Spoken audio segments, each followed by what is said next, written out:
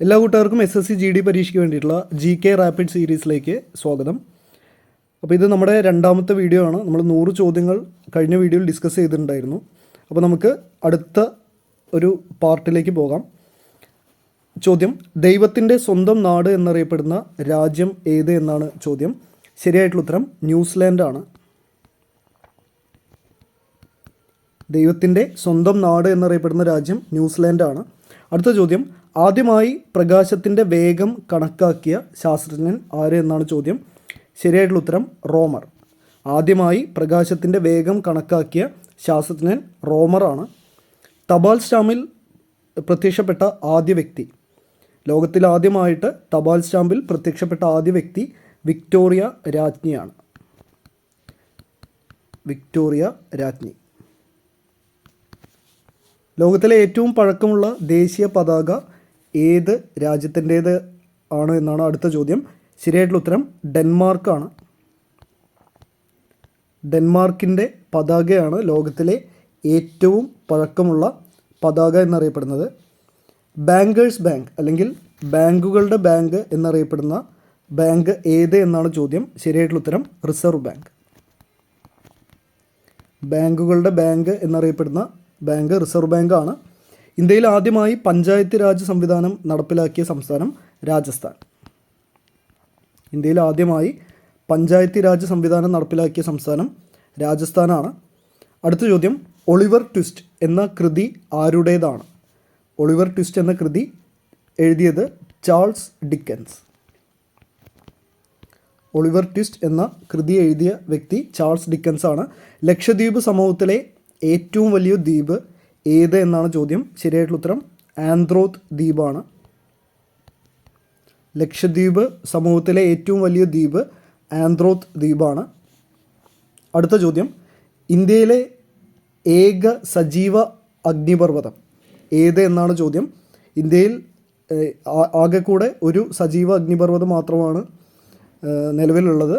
അത് സ്ഥിതി ചെയ്യുന്നത് ബാരൻ ദ്വീപിലാണ്. ആൻഡമാനിലെ ബാരൻ ദ്വീപിലാണ്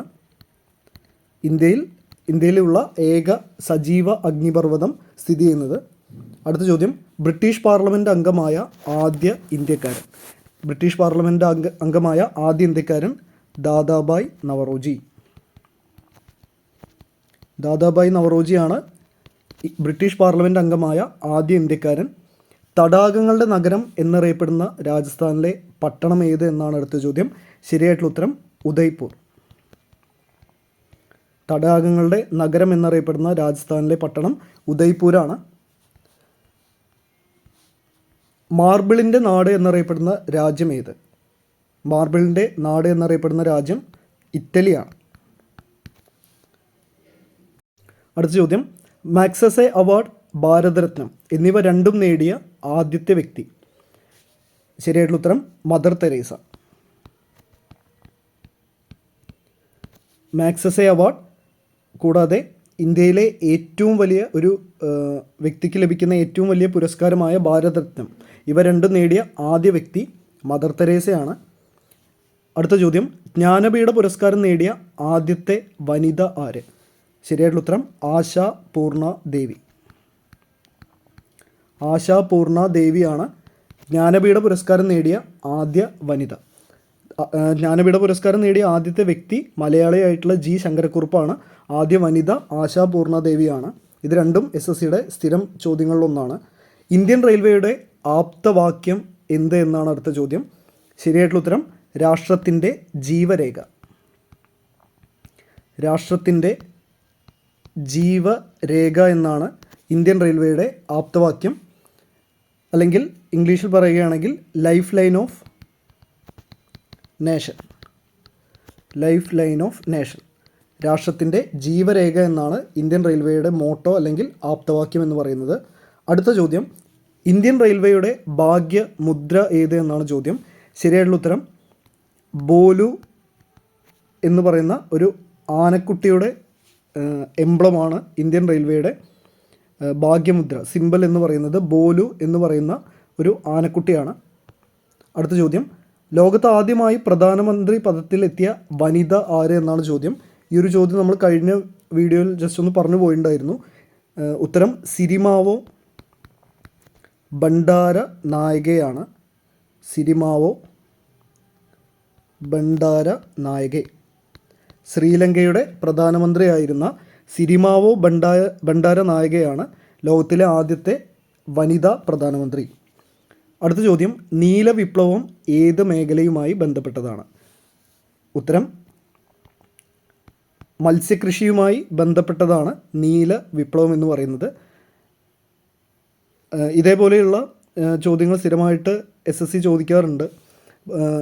വൈറ്റ് റവല്യൂഷൻ അല്ലെങ്കിൽ ധവള വിപ്ലവം ബന്ധപ്പെട്ടിരിക്കുന്നത് പാലുമായിട്ടാണ്. അതേപോലെ തന്നെ ബ്രൗൺ റവല്യൂഷൻ ഉണ്ട്, അല്ലെങ്കിൽ ഗോൾഡൻ റവല്യൂഷൻ, അങ്ങനെ പറയുന്ന ഒരുപാട് ടേംസ് നമുക്ക് SSC പരീക്ഷകൾക്ക് ചോദിക്കാറുണ്ട്. ആ ഒരു പോർഷൻ നമുക്ക് സെപ്പറേറ്റ് വീഡിയോ ആയിട്ട് തന്നെ എന്തായാലും അടുത്ത ദിവസങ്ങളിൽ അപ്ലോഡ് ചെയ്യുന്നതാണ്. അപ്പോൾ ഇവിടെ ചോദ്യം നീല വിപ്ലവം ഏത് മേഖലയുമായി ബന്ധപ്പെട്ടതാണ്? ശരിയായിട്ടുള്ള ഉത്തരം മത്സ്യമാണ്. അടുത്തത്, സ്വതന്ത്ര ഭാരതത്തിലെ ആദ്യത്തെ വിദ്യാഭ്യാസ മന്ത്രി. First education minister of free India Maulana Abdul Kalam ആസാദാണ്. മൗലാന അബ്ദുൽ കലാം ആസാദ് ആയിരുന്നു സ്വതന്ത്ര ഭാരതത്തിലെ ആദ്യത്തെ വിദ്യാഭ്യാസ മന്ത്രി.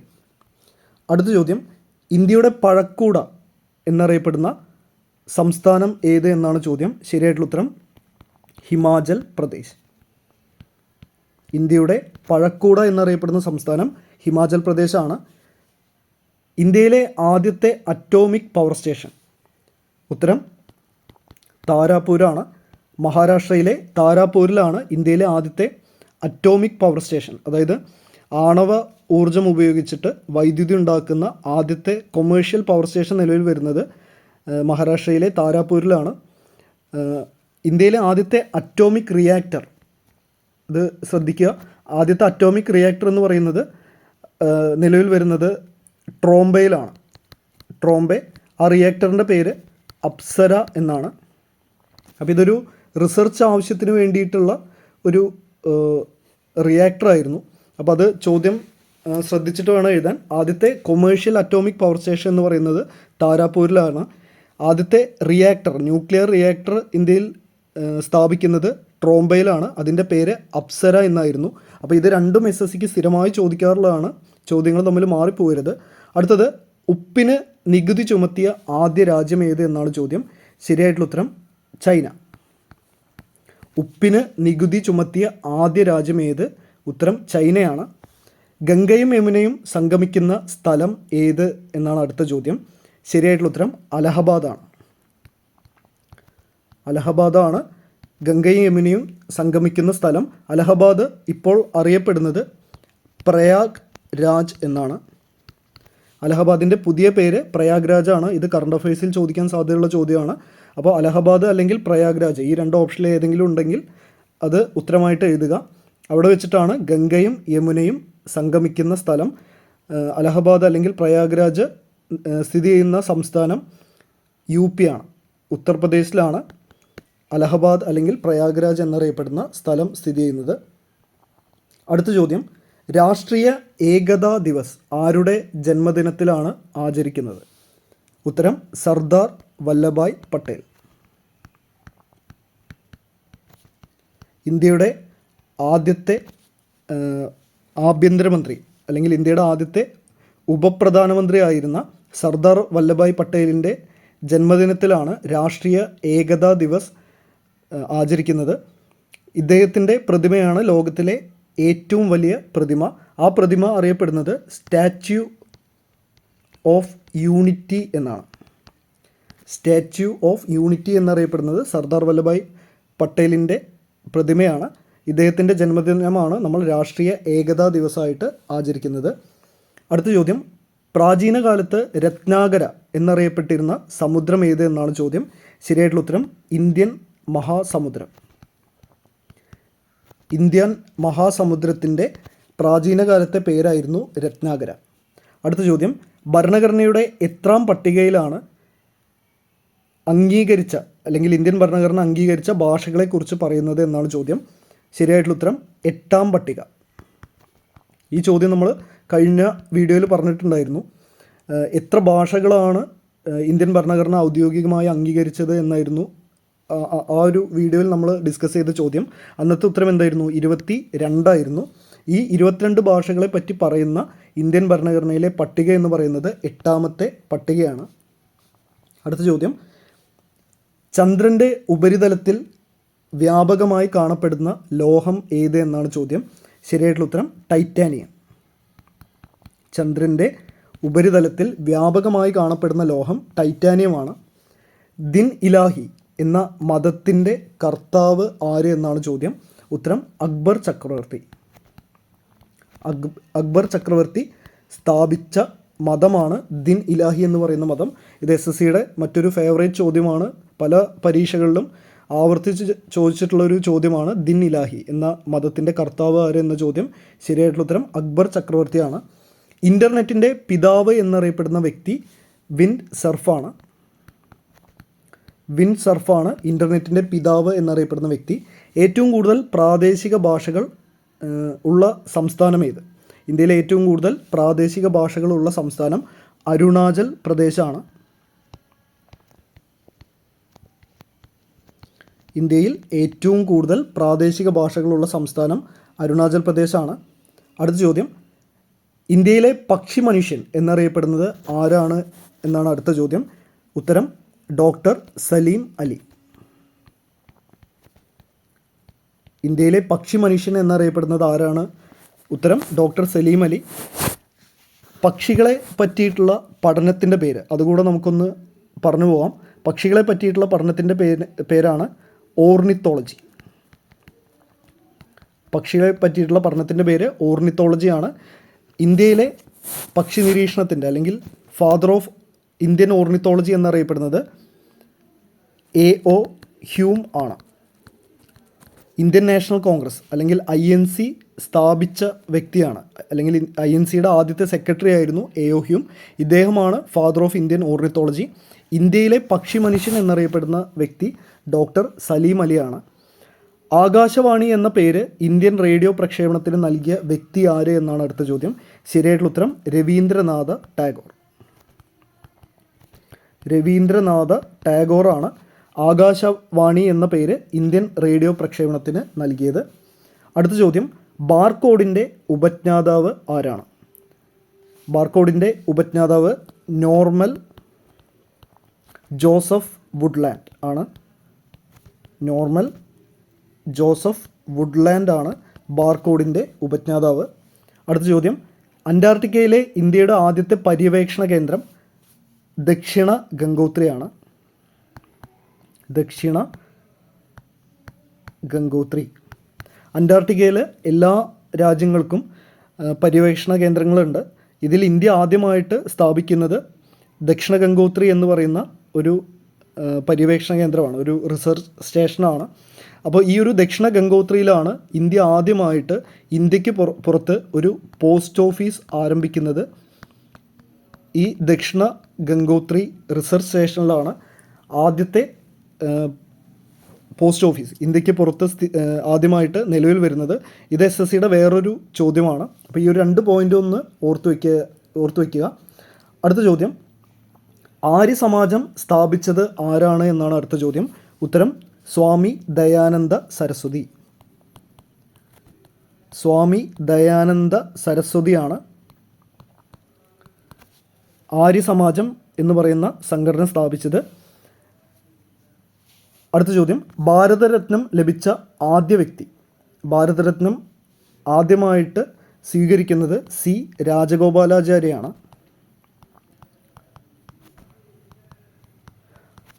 ഈ ഭാരതരത്നം കൊടുത്തു തുടങ്ങുന്ന ആദ്യത്തെ ആ ഒരു വർഷം ഈ ഭാരതരത്നം ലഭിച്ച 3 വ്യക്തികളാണ് CV രാമൻ, അതേപോലെ ഇന്ത്യയുടെ ആദ്യത്തെ വൈസ് പ്രസിഡൻ്റായിരുന്ന ഡോക്ടർ S.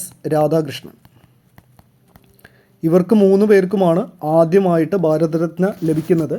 അത് ആദ്യമായിട്ട് സ്വീകരിക്കുന്നത് C. രാജഗോപാലാചാര്യയാണ്. അപ്പോൾ ആ ഒരു ഈ 3 പേരുകളും ഈ പറയുന്ന ആദ്യമായി സ്വീകരിച്ച ആളുടെ പേരും ഒന്ന് ഓർത്തു വയ്ക്കുക.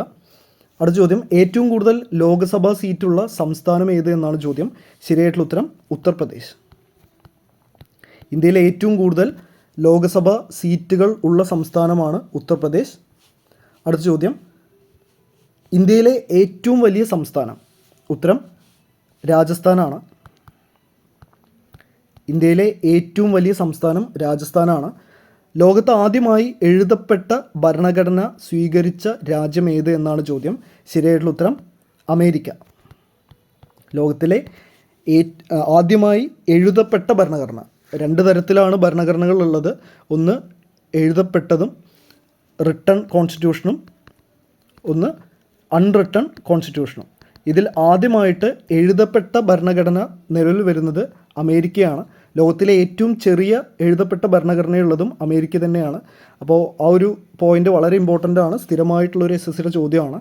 അടുത്തത്, ഏറ്റവും കൂടുതൽ മഴ ലഭിക്കുന്ന സ്ഥലം? ഇന്ത്യയിലെ ഏറ്റവും കൂടുതൽ മഴ ലഭിക്കുന്ന സ്ഥലം മൗസിൻറാമാണ്.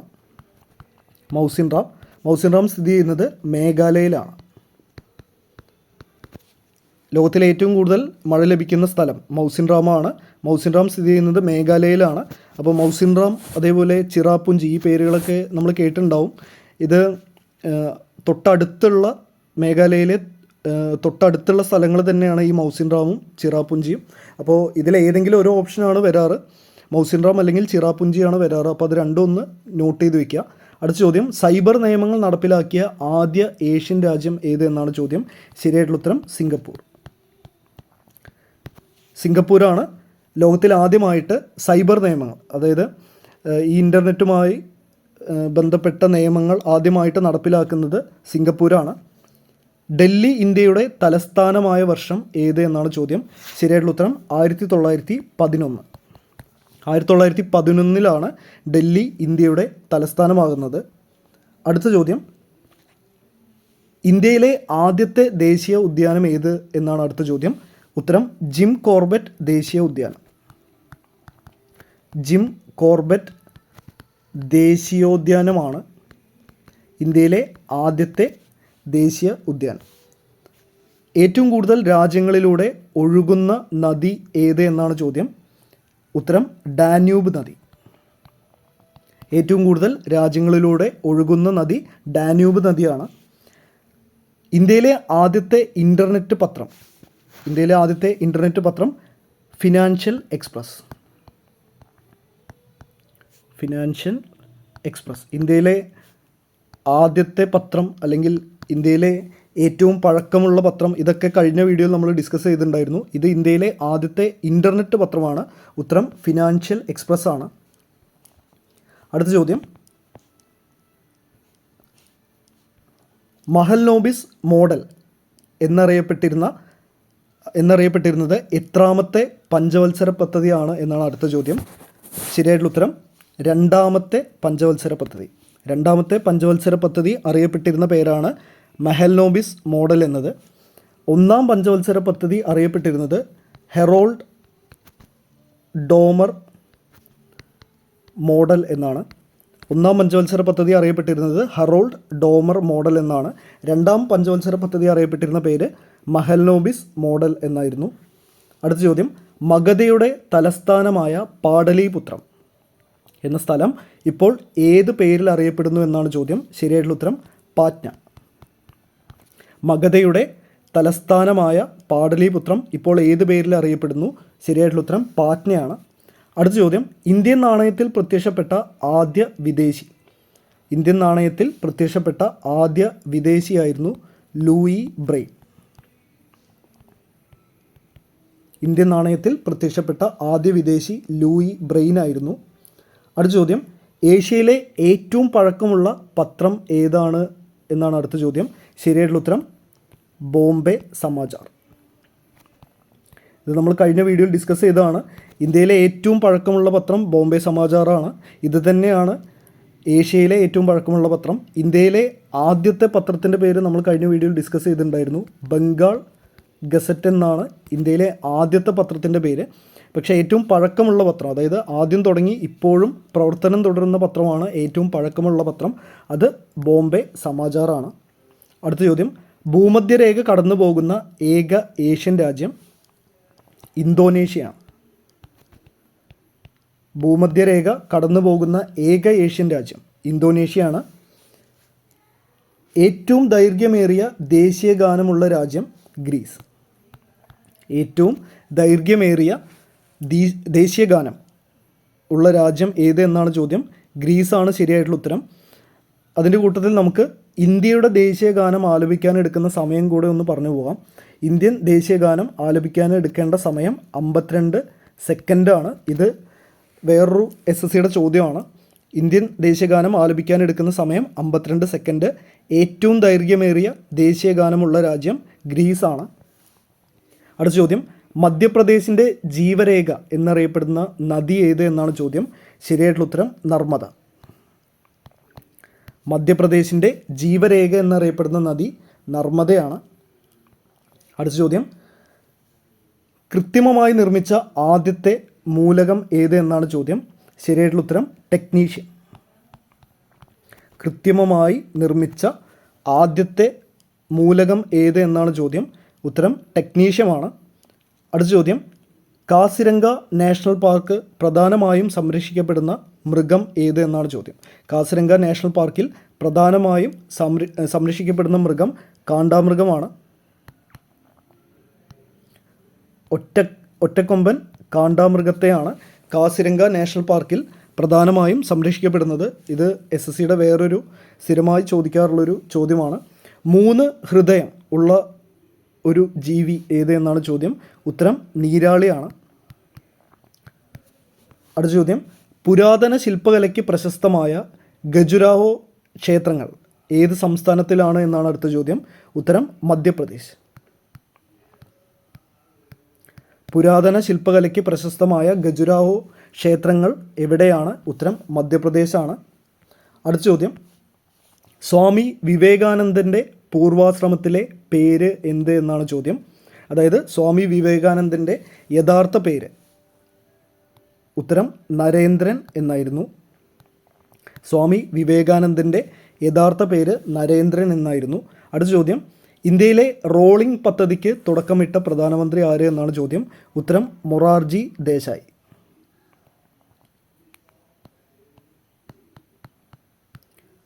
മൊറാർജി ദേശായി ആണ് റോളിംഗ് പദ്ധതിക്ക് തുടക്കമിട്ടത്. അതായത് പഞ്ചവത്സര പദ്ധതികളിലെ വരുന്ന ഒരു 3 വർഷം നടപ്പിലാക്കിയ പദ്ധതിയാണ് റോളിംഗ് പദ്ധതി എന്ന് അറിയപ്പെടുന്നത്. ഇത് നടപ്പിലാക്കുന്നത് 1978 മുതൽ 1980 വരെയാണ്. ആ കാലഘട്ടത്തിലെ പ്രധാനമന്ത്രിയുടെ പേര്, ഈ റോളിംഗ് പദ്ധതിക്ക് തുടക്കമിട്ട പ്രധാനമന്ത്രിയുടെ പേരായിരുന്നു മൊറാർജി ദേശായി. അടുത്തത്, പ്രോട്ടീൻ നിർമ്മാണത്തിന് ആവശ്യമായ ലോഹം അല്ലെങ്കിൽ മെറ്റൽ ഏത് എന്നാണ് ചോദ്യം. ഉത്തരം പൊട്ടാസ്യം. പ്രോട്ടീൻ നിർമ്മാണത്തിന് ആവശ്യമായ ലോഹം പൊട്ടാസ്യമാണ്. അടുത്തത്, ഫലം പാകമാകുന്നതിന് സഹായിക്കുന്ന ഹോർമോൺ. അതായത് നമ്മുടെ മാമ്പഴം അല്ലെങ്കിൽ ഫ്രൂട്ട്സൊക്കെ പഴുക്കുന്നതിന് സഹായകമാകുന്ന ഹോർമോൺ ഏത് എന്നാണ് ചോദ്യം. ശരിയായിട്ടുള്ള ഉത്തരം എത്തിലീനാണ്. എത്തിലീൻ എന്ന് പറയുന്ന ഒരു രാസവസ്തുവിൻ്റെ സഹായത്താലാണ് ഫ്രൂട്ട്സൊക്കെ പാകമാവുന്നത് അല്ലെങ്കിൽ പഴുക്കുന്നത്. അപ്പോൾ ആ ഒരു പോയിൻ്റ്, എത്തിലീൻ എന്ന് പറയുന്ന പോയിൻ്റ് വളരെ ഇമ്പോർട്ടൻ്റ് ആയിട്ടുള്ള സ്ഥിരമായി SSC ചോദിക്കാറുള്ളൊരു ചോദ്യമാണ്. അടുത്തത്, തുരിശിൻ്റെ രാസനാമം എന്ത് എന്നാണ് ചോദ്യം. ഉത്തരം കോപ്പർ സൾഫേറ്റ്. തുരിശിൻ്റെ രാസനാമം കോപ്പർ സൾഫേറ്റ് എന്നായിരുന്നു. അടുത്ത ചോദ്യം, പഞ്ചശീല കരാറിൽ ഇന്ത്യയോടൊപ്പം ഒപ്പുവെച്ച രാജ്യം ഏത് എന്നാണ് ചോദ്യം. ഉത്തരം ചൈനയാണ്. ഇന്ത്യയും ചൈനയും തമ്മിൽ ഒപ്പിട്ട കരാറിൻ്റെ പേരാണ് പഞ്ചശീല കരാർ അല്ലെങ്കിൽ പഞ്ചശീല തത്വങ്ങൾ എന്നറിയപ്പെടുന്ന കരാർ. ഇത് ഇന്ത്യയും ചൈനയും തമ്മിലാണ് ഒപ്പുവെച്ചത്. ഒപ്പുവെച്ച ഇന്ത്യൻ പ്രധാനമന്ത്രി ജവഹർലാൽ നെഹ്റുവും ചൈനീസ് പ്രസിഡന്റ് ചൗ എൻ ലായുമാണ്. ചൗ എൻ ലായ് നെഹ്റു ഇവർ തമ്മിൽ ഒപ്പുവെച്ച കരാറാണ് പഞ്ചശീല കരാർ എന്നറിയപ്പെടുന്നത്. അടുത്ത ചോദ്യം, ഇന്ത്യയുടെ ആദ്യത്തെ ബഹിരാകാശ സഞ്ചാരി പേര് രാകേഷ് ശർമ്മ. ഇന്ത്യയുടെ ആദ്യത്തെ ബഹിരാകാശ സഞ്ചാരിയുടെ പേരാണ് രാകേഷ് ശർമ്മ. അടുത്തത്, ഇന്ത്യയിൽ പഞ്ചവത്സര പദ്ധതി ആരംഭിച്ച വർഷം 1951. ഇന്ത്യയിൽ പഞ്ചവത്സര പദ്ധതി ആരംഭിച്ച വർഷം 1951 പഞ്ചവത്സര പദ്ധതികൾ ആരംഭിക്കുന്നത്. ആദ്യമായിട്ട് ആരംഭിക്കുന്ന രാജ്യം സോവിയറ്റ് യൂണിയനാണ്. പഞ്ചവത്സര പദ്ധതികളുടെ പിതാവ് എന്നറിയപ്പെടുന്ന വ്യക്തിയാണ് ജോസഫ് സ്റ്റാലിൻ. സോവിയറ്റ് യൂണിയൻ്റെ നേതാവായിരുന്ന ജോസഫ് സ്റ്റാലിനാണ് പഞ്ചവത്സര പദ്ധതികളുടെ പിതാവ് അല്ലെങ്കിൽ ഫാദർ ഓഫ് 5 ഇയർ പ്ലാൻസ് എന്നറിയപ്പെടുന്നത്. ഇന്ത്യയിൽ പഞ്ചവത്സര പദ്ധതി ആരംഭിക്കുന്നത് 1951 മുതലാണ്. അടുത്ത ചോദ്യം, ഇസ്രയേലിൻ്റെ പാർലമെൻറ്റ് ഏത് പേരിലാണ് അറിയപ്പെടുന്നത് എന്നാണ് ചോദ്യം. ഉത്തരം നെസ്റ്റ് എന്ന പേരിലാണ് ഇസ്രയേൽ പാർലമെൻറ്റ് അറിയപ്പെടുന്നത്. ഇസ്രയേൽ പാർലമെൻറ്റ് അറിയപ്പെടുന്ന പേര് നെസ്റ്റ് എന്നാണ്. അടുത്ത ചോദ്യം, നവോത്ഥാനത്തിൻ്റെ പിതാവ് എന്നറിയപ്പെടുന്ന വ്യക്തി പെട്രാർക്കാണ്. നവോത്ഥാനത്തിൻ്റെ പിതാവ് എന്നറിയപ്പെടുന്ന വ്യക്തി പെട്രാർക്കാണ്. അടുത്ത ചോദ്യം, ഇന്ത്യയുടെ ധാതു സംസ്ഥാനം എന്നറിയപ്പെടുന്നത് ജാർഖണ്ഡ്. ജാർഖണ്ഡാണ് ഇന്ത്യയുടെ ധാതു സംസ്ഥാനം അല്ലെങ്കിൽ മിനറൽ സ്റ്റേറ്റ് എന്നറിയപ്പെടുന്ന സംസ്ഥാനം ജാർഖണ്ഡാണ്. അടുത്ത ചോദ്യം, ഭാഷാടിസ്ഥാനത്തിൽ ഇന്ത്യയിൽ നിലവിൽ വന്ന ആദ്യത്തെ സംസ്ഥാനം ഏത് എന്നാണ് ചോദ്യം. ഉത്തരം ആന്ധ്ര. ഭാഷാടിസ്ഥാനത്തിൽ ഇന്ത്യയിൽ നിലവിൽ വന്ന ആദ്യ സംസ്ഥാനം ആന്ധ്രയാണ്. 1953 ആന്ധ്ര സംസ്ഥാനം നിലവിൽ വരുന്നത്. ആന്ധ്ര സംസ്ഥാനത്തിന് വേണ്ടിയിട്ടുള്ള പ്രക്ഷോഭത്തിൽ നിരാഹാരം ആചരിച്ച് മരണപ്പെട്ട വ്യക്തിയുടെ പേരാണ് പോറ്റി ശ്രീരാമലു. ആന്ധ്ര എന്ന് പറയുന്ന സംസ്ഥാനം രൂപീകരിക്കണമെന്നാവശ്യപ്പെട്ട് നിരാഹാരത്തിലേർപ്പെട്ട് മരിച്ചുപോയ വ്യക്തിയാണ് പോറ്റി ശ്രീരാമലു. ആന്ധ്ര സംസ്ഥാനം രൂപം കൊള്ളുന്നത് 1953 ഇതിന് പുറകിലായിട്ടാണ് 1956 ഭാഷാടിസ്ഥാനത്തിലുള്ള സംസ്ഥാനങ്ങൾ എന്ന ആവശ്യം ഇന്ത്യൻ ഗവൺമെൻറ് പരിഗണിക്കുന്നതും ബാക്കിയുള്ള സംസ്ഥാനങ്ങൾ ഭാഷാടിസ്ഥാനത്തിൽ രൂപം കൊള്ളുന്നതും. അപ്പോൾ ആ ഒരു 2 വർഷങ്ങൾ ഇമ്പോർട്ടൻ്റ് ആണ്. 1953 ആന്ധ്ര രൂപം കൊണ്ടു, 1956 ബാക്കി സംസ്ഥാനങ്ങൾ ഭാഷാടിസ്ഥാനത്തിൽ രൂപം കൊണ്ടു. ഇത് സ്ഥിരമായിട്ടുള്ള SSCയുടെ ഒരു ചോദ്യമാണ്. അടുത്തത്, ഏഷ്യയിലെ ഏറ്റവും വലിയ നദീജന്യ ദ്വീപായ മാജുലി സ്ഥിതി ചെയ്യുന്ന സംസ്ഥാനം ഏതെന്നാണ് ചോദ്യം. ശരിയായിട്ടുള്ള ഉത്തരം ആസാമാണ്. ആസാമിലാണ് ഏഷ്യയിലെ ഏറ്റവും വലിയ നദീജന്യ ദ്വീപായ മാജുലി സ്ഥിതി ചെയ്യുന്നത്. ഈ മാജുലി സ്ഥിതി ചെയ്യുന്നത് ബ്രഹ്മപുത്ര നദിയുടെ തീരത്താണ്. ബ്രഹ്മപുത്ര നദിയുടെ തീരത്താണ് മാജുലി എന്ന് പറയുന്ന ലോകത്തിലെ തന്നെ, ഏഷ്യയിലെ മാത്രമല്ല ലോകത്തിലെ തന്നെ ഏറ്റവും വലിയ നദീജന്യ ദ്വീപായ മാജുലി സ്ഥിതി ചെയ്യുന്നത്. സംസ്ഥാനം ആസാമാണ്. അടുത്ത ചോദ്യം, സീറോ വിമാനത്താവളം അല്ലെങ്കിൽ സീറോ എയർപോർട്ട് ഏത് സംസ്ഥാനത്ത് എന്നാണ് ചോദ്യം. ശരിയായിട്ടുള്ള ഉത്തരം അരുണാചൽ പ്രദേശ്. സീറോ വിമാനത്താവളം ഏത് സംസ്ഥാനത്ത് എന്നാണ് ചോദ്യം. ശരിയായിട്ടുള്ള ഉത്തരം അരുണാചൽ പ്രദേശാണ്. അടുത്ത ചോദ്യം, ഇന്ത്യയുടേത് പോലുള്ള പ്രാദേശിക സമയം ഉള്ള രാജ്യം ഏത്? ഉത്തരം ശ്രീലങ്ക. ഇന്ത്യയുടെ പോലുള്ള അല്ലെങ്കിൽ ഇന്ത്യയുടെ അതേ പ്രാദേശിക സമയമുള്ള രാജ്യം ഏത് എന്നാണ് ചോദ്യം. ശരിയായിട്ടുള്ള ഉത്തരം ശ്രീലങ്കയാണ്. അടുത്തത്, ഇന്ത്യക്ക് എത്ര രാജ്യങ്ങളുമായിട്ടാണ് അതിർത്തിയുള്ളത് എന്നാണ് ചോദ്യം. ശരിയായിട്ടുള്ള ഉത്തരം 7 രാജ്യങ്ങളുമായിട്ടാണ് ഇന്ത്യക്ക് അതിർത്തിയുള്ളത്. ഭാരതത്തിൻ്റെ ദേശീയ പൈതൃക മൃഗം അല്ലെങ്കിൽ ഹെറിറ്റേജ് ആനിമൽ എന്നറിയപ്പെടുന്നത് ഏത് ജീവിയാണ് എന്നാണ് ചോദ്യം. ശരിയായിട്ടുള്ള ഉത്തരം ആനയാണ്. ഈ ചോദ്യം കൺഫ്യൂസ് ചെയ്യിപ്പിക്കരുത്. ഇന്ത്യയുടെ ദേശീയ മൃഗം കടുവയാണ്. ഇന്ത്യയുടെ ദേശീയ പൈതൃക മൃഗം ആനയാണ്. അടുത്ത ചോദ്യം, ബീഹാറിൻ്റെ ദുഃഖം എന്നറിയപ്പെടുന്ന നദി ഏത്? ഉത്തരം കോസിയാണ്. കോസി നദിയാണ് ബീഹാറിൻ്റെ ദുഃഖം എന്നറിയപ്പെടുന്ന നദി. അടുത്തത്, ഒഡീഷയുടെ ദുഃഖം എന്നറിയപ്പെടുന്ന നദി മഹാനദിയാണ്. ഒഡീഷയുടെ ദുഃഖം എന്നറിയപ്പെടുന്ന നദി മഹാനദി. ബീഹാറിൻ്റെ ദുഃഖം എന്നറിയപ്പെടുന്ന നദി കോസി നദിയാണ്. ഇന്ത്യയിലെ ഏറ്റവും വലിയ വെള്ളച്ചാട്ടം ഏത് എന്നാണ് അടുത്ത ചോദ്യം. ശരിയായിട്ടുള്ള ഉത്തരം ജോഗ് വെള്ളച്ചാട്ടം. ഇന്ത്യയിലെ ഏറ്റവും വലിയ വെള്ളച്ചാട്ടം ഏത് എന്നാണ് ചോദ്യം. ജോഗാണ് ഇന്ത്യയിലെ ഏറ്റവും വലിയ വെള്ളച്ചാട്ടം. അടുത്തത്, ഇന്ത്യയിലെ ഏറ്റവും വലിയ തടാകം ഏതാണ്? ഉത്തരം ചിൽക്ക തടാകം. ഇന്ത്യയിലെ ഏറ്റവും വലിയ തടാകത്തിൻ്റെ പേരാണ് ചിൽക്ക തടാകം. അടുത്തത്, ഭൂമിയിലെ ഏറ്റവും ഉയരമുള്ള പർവ്വതനിര ഏത് എന്നാണ് ചോദ്യം. ശരിയായിട്ടുള്ള ഉത്തരം ഹിമാലയം.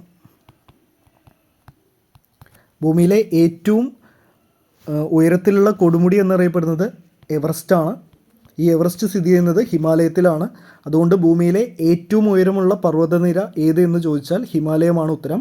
അടുത്തത്, ഇന്ത്യയിലെ ഏറ്റവും ഉയരത്തിൽ സ്ഥിതി ചെയ്യുന്ന പീഠഭൂമി ഏത് എന്നാണ് അടുത്ത ചോദ്യം. ഉത്തരം ലഡാക്കാണ്. ചോദ്യം ശ്രദ്ധിക്കുക, ഇന്ത്യയിലെ ഏറ്റവും ഉയരത്തിൽ സ്ഥിതി ചെയ്യുന്ന പീഠഭൂമി ലഡാക്കാണ്. അടുത്ത ചോദ്യം, ഇരട്ട നഗരങ്ങൾ അല്ലെങ്കിൽ ട്വിൻ സിറ്റി എന്നറിയപ്പെടുന്ന നഗരങ്ങൾ, അത് ഹൈദരാബാദും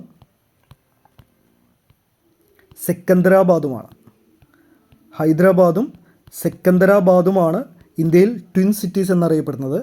അടുത്ത ചോദ്യം, ആരുടെ ജന്മദിനമാണ് ലോക കലാദിനമായിട്ട് ഏപ്രിൽ 15 ആഘോഷിക്കുന്നത് എന്നാണ് ചോദ്യം. ഉത്തരം ലിയനാർഡോ ഡാവിഞ്ചി. ലോകപ്രശസ്ത ചിത്രകാരനായ ലിയനാർഡോ ഡാവിഞ്ചിയുടെ ജന്മദിനമാണ് ലോക കലാദിനമായിട്ട് ഏപ്രിൽ 15 ആഘോഷിക്കുന്നത്. അടുത്ത ചോദ്യം, ഏറ്റവും കൂടുതൽ കാലം വിദേശാധിപത്യത്തിൽ ഇരുന്ന ഇന്ത്യൻ പ്രദേശം ഗോവയാണ്. ഏറ്റവും കൂടുതൽ കാലം വിദേശ ആധിപത്യത്തിൽ ഇരുന്ന ഇന്ത്യൻ പ്രദേശമാണ് ഗോവ. അടുത്ത ചോദ്യം, ഏതു രാജ്യത്തിൻ്റെ ദേശീയ വൃക്ഷമാണ് കണിക്കൊന്ന? ഉത്തരം തായ്ലാൻഡാണ്. തായ്ലൻഡിൻ്റെ ദേശീയ വൃക്ഷമാണ് കണിക്കൊന്ന. ഇന്ത്യയുടെ മുഖ്യ വിവരാവകാശ കമ്മീഷണറായ പ്രഥമ വനിത ദീപക് സന്ധു. ഇന്ത്യയുടെ മുഖ്യ വിവരാവകാശ കമ്മീഷണറായ പ്രഥമ വനിത ദീപക് സന്ധു ആണ്. ധവള വിപ്ലവത്തിൻ്റെ പിതാവ്, നമ്മൾ നേരത്തെ പറഞ്ഞു വൈറ്റ് റവല്യൂഷൻ, പാലുമായി ബന്ധപ്പെട്ട വിപ്ലവമാണ് ധവള വിപ്ലവം അല്ലെങ്കിൽ വൈറ്റ് റവല്യൂഷൻ എന്നറിയപ്പെടുന്നത്. ഇതിൻ്റെ പിതാവ് വർഗീസ് കുര്യൻ, മലയാളിയായിരുന്ന വർഗീസ് കുര്യനാണ് ഇന്ത്യയിലെ ധവള വിപ്ലവത്തിൻ്റെ പിതാവ്. ധവള വിപ്ലവം ഇന്ത്യയിൽ ആരംഭിക്കുന്നത് അല്ലെങ്കിൽ ഇന്ത്യയിൽ നടപ്പിലാക്കുന്നത് ഗുജറാത്തിലെ ആനന്ദ് എന്ന് പറയുന്ന സ്ഥലത്താണ്. അതടുത്ത ഒരു പോയിൻ്റാണ്. ഗുജറാത്തിലെ ആനന്ദിലാണ് ഇന്ത്യയിൽ ധവള വിപ്ലവം നടപ്പിലാക്കുന്നത്. ധവള വിപ്ലവത്തിൻ്റെ പിതാവ് വർഗീസ് കുര്യൻ. അടുത്ത ചോദ്യം, കേന്ദ്ര സാഹിത്യ അക്കാദമിയുടെ ആദ്യത്തെ പ്രസിഡന്റ് ആരായിരുന്നു എന്നാണ് ചോദ്യം. ഉത്തരം ജവഹർലാൽ നെഹ്റു. കേന്ദ്ര സാഹിത്യ അക്കാദമിയുടെ ആദ്യത്തെ പ്രസിഡന്റ് നെഹ്റു ആയിരുന്നു. അടുത്ത ചോദ്യം, ഇന്ത്യയിലേക്കുള്ള കവാടം എന്നറിയപ്പെടുന്നത് എന്താണ്? ഉത്തരം gateway of India. Gateway of India, മുംബൈയിലുള്ള ഗേറ്റ് വേ ഓഫ് ഇന്ത്യയാണ് ഇന്ത്യയിലേക്കുള്ള കവാടം എന്നറിയപ്പെടുന്നത്. നമുക്ക് വേറൊരു പോയിൻറ്റും കൂടി പഠിക്കാം. ഗേറ്റ് വേ ഓഫ് ഇന്ത്യ സ്ഥിതി ചെയ്യുന്നത് മുംബൈയിലാണ്. ഇന്ത്യ ഗേറ്റ് സ്ഥിതി ചെയ്യുന്നത് ഡൽഹിയിലാണ്. ചോദ്യങ്ങൾ മാറിപ്പോരുത്. ഗേറ്റ് വേ ഓഫ് ഇന്ത്യ സ്ഥിതി ചെയ്യുന്നത് മുംബൈയിലാണ്. അതാണ് ഇന്ത്യയിലേക്കുള്ള കവാടം എന്നറിയപ്പെടുന്നത്. ഇന്ത്യ ഗേറ്റ് സ്ഥിതി ചെയ്യുന്നത് ഡൽഹിയിലാണ്. അടുത്ത ചോദ്യം, വേദങ്ങളിലേക്ക് തിരിച്ചു പോകുക എന്ന് ആഹ്വാനം ചെയ്തത് ആര്? ഉത്തരം സ്വാമി ദയാനന്ദ സരസ്വതിയാണ്. വേദങ്ങളിലേക്ക് തിരിച്ചു പോവുക എന്ന് ആഹ്വാനം ചെയ്തത് സ്വാമി ദയാനന്ദ സരസ്വതിയാണ്. നമുക്ക് ഒരു പോയിൻ്റ് കൂടെ പറഞ്ഞു പോകാം. ഗീതയിലേക്ക് മടങ്ങുക, ഗീതയിലേക്ക് മടങ്ങുക എന്ന് പറഞ്ഞത് സ്വാമി വിവേകാനന്ദനാണ്. ചോദ്യങ്ങൾ മാറിപ്പോരുത്. വേദങ്ങളിലേക്ക് തിരിച്ചു പോകുക എന്ന് ആഹ്വാനം ചെയ്തത് സ്വാമി ദയാനന്ദ സരസ്വതിയാണ്.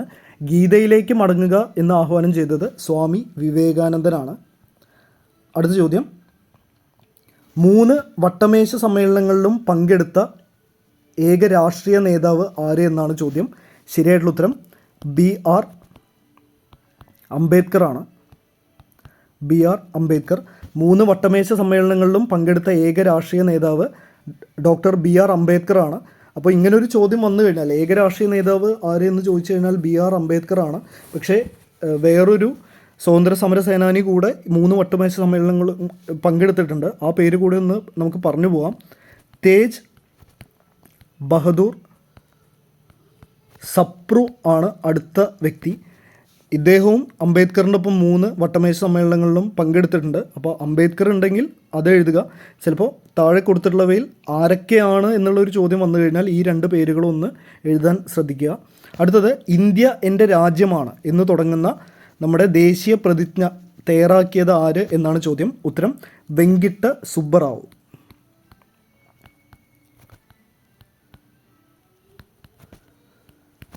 ഇന്ത്യ എൻ്റെ രാജ്യമാണ് എന്ന് തുടങ്ങുന്ന ദേശീയ പ്രതിജ്ഞ തയ്യാറാക്കിയത് ആര് എന്നാണ് ചോദ്യം. ശരിയായിട്ടുള്ള ഉത്തരം വെങ്കിട്ട സുബ്ബറാവു ആണ്.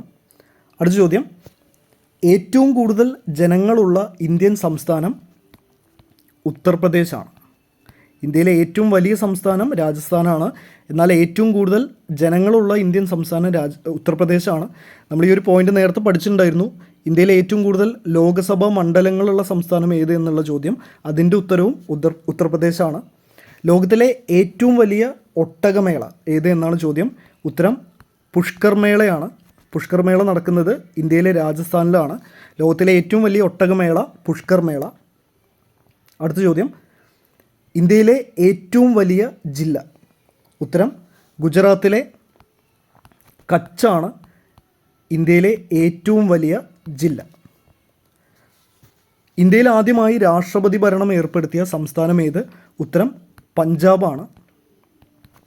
ഇന്ത്യയിൽ ആദ്യമായി രാഷ്ട്രപതി ഭരണം ഏർപ്പെടുത്തിയ സംസ്ഥാനം പഞ്ചാബാണ്.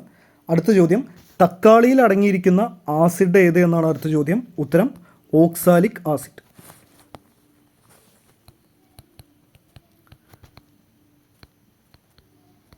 തക്കാളിയിൽ അടങ്ങിയിരിക്കുന്ന ആസിഡ് ഓക്സാലിക് ആസിഡാണ്. അടുത്ത ചോദ്യം, ഭാവിയിലെ ലോഹം എന്നറിയപ്പെടുന്ന ലോഹം ഏത് എന്നാണ്. ഉത്തരം ടൈറ്റാനിയം. ടൈറ്റാനിയമാണ് ഭാവിയിലെ ലോഹം എന്നറിയപ്പെടുന്നത്. ഗുജറാത്തുമായി അതിർത്തി പങ്കിടുന്ന വിദേശ രാജ്യം. ഉത്തരം പാകിസ്ഥാനാണ്. ഗുജറാത്തുമായി അതിർത്തി പങ്കിടുന്ന വിദേശ രാജ്യം പാകിസ്ഥാനാണ്. ബീഹാറിൻ്റെ തലസ്ഥാനം ഏത്? ഉത്തരം പാറ്റ്ന. നമ്മൾ നേരത്തെ പറഞ്ഞ പോയിൻ്റാണ്. പാടലീപുത്രത്തിൻ്റെ പുതിയ പേരാണ് പാറ്റ്ന. പാറ്റ്ന എന്ന് പറയുന്നത് ബീഹാറിൻ്റെ തലസ്ഥാനമാണ്.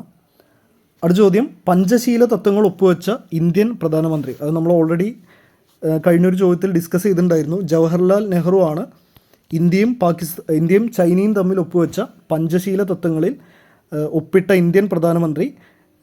ചൈനീസ് പ്രസിഡൻറ്റിൻ്റെ പേര് ചൗ എൻ ലായി എന്നായിരുന്നു. ഇത് നമ്മൾ കഴിഞ്ഞ ഒരു ക്വസ്റ്റ്യനിൽ പറഞ്ഞിട്ടുണ്ടായിരുന്നു. അവസാനത്തെ ചോദ്യം, ഇന്ത്യൻ അസോസിയേഷൻ രൂപീകരിച്ചത് ആര് എന്നാണ് അടുത്ത ചോദ്യം. ശരിയായിട്ടുള്ള ഉത്തരം സുരേന്ദ്രനാഥ ബാനർജി. സുരേന്ദ്രനാഥ ബാനർജിയാണ് ഇന്ത്യൻ അസോസിയേഷൻ രൂപീകരിച്ചത്.